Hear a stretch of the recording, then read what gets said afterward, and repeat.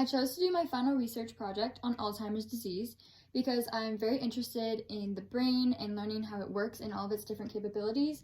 And recently, my great-grandmother passed away from Alzheimer's disease, so I thought it would be interesting to understand what went on in her brain and why things went wrong.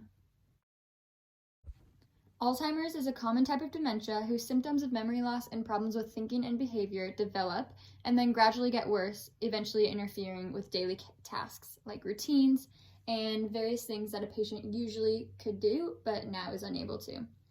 It's not a normal part of aging, but it is the sixth leading cause of death in the US, making it very common. Despite how common it is, there is no cure, but the memory loss and some other symptoms can be lessened to make life more comfortable for the patient. Since it is so common, today more people are trying to better understand it and treat it through research and funding and raising awareness.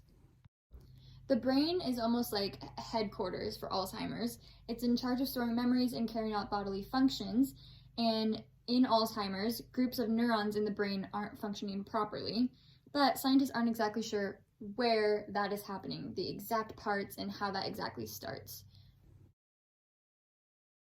While scientists aren't exactly sure where everything starts and the specifics of everything, they are pretty certain that plaques and tangles play a big role in Alzheimer's.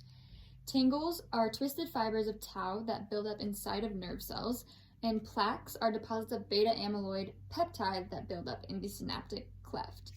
Autopsies of deceased people show a small amount of tangles and plaques in most older people, and that's just because as you get older, your brain function decreases, and that just happens. But those who have Alzheimer's have a much more predictable pattern in the hypothalamus before they spread to other regions of the brain that blocks signals from nerve to nerve, causing them to die, which eventually leads to the symptoms of Alzheimer's. And here you see a patient who has Alzheimer's. It starts out with a few plaques and tangles in the hypothalamus, which controls memory, and it slowly spreads to the rest of the brain, which eventually leads to death.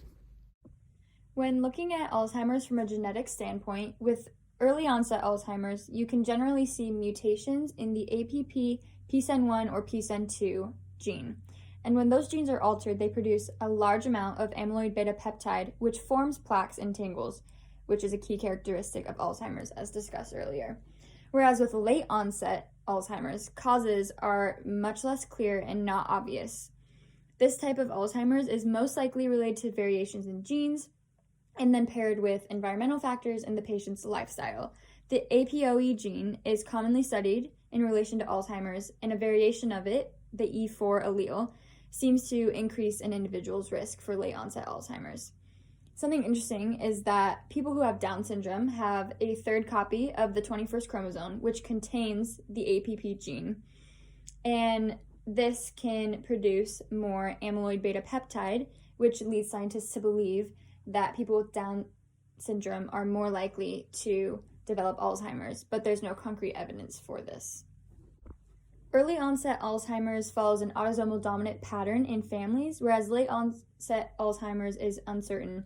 But if an individual has 1 or 2 copies of the APOE E4 allele, then their risk for developing the disease increases. A key component of Alzheimer's is memory loss, but there are other activities in the brain that can cause memory loss, and one of those is head trauma. So how does that affect your nerves differently? Memory loss is very common in traumatic brain injuries because it increases the chance of bony protrusions inside the skull that can cause damage to nerves inside of the brain, which are responsible for remembering things in your hypothalamus.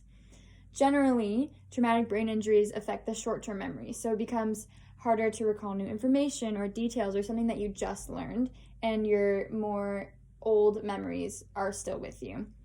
And this is very similar to the early signs of Alzheimer's, but it rarely gets to the point where daily tasks and routines are extremely difficult to perform, despite how Hollywood portrays head trauma memory loss as amnesia.